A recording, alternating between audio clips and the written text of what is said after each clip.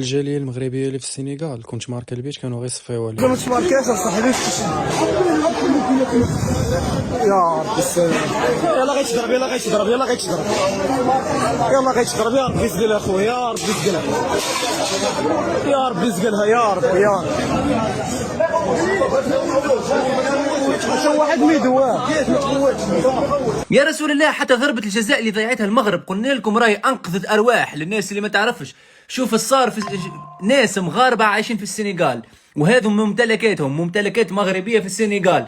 السنغاليين كسروا لهم ممتلكاتهم وحاولوا يقتلوهم بالحجر ويضربوا فيهم بكل شيء موجود امامهم، محاولة قتل. علاش؟ على خاطر المغرب خذت ضربة جزاء، واحنا الناس فرحانة وقال لك العدالة الإلهية، العدالة الإلهية انه المغرب ضيعت ضربة الجزاء. قسما بالله هذه ربي يعرفش عمل فيها. والله العظيم ربي انقذ ارواح مئات ارواح المغاربه في جره كره قدم. يا بهيم يا رخيص يلي كره القدم عندك اهم من ارواح الناس. توها ليك انت يا عبد.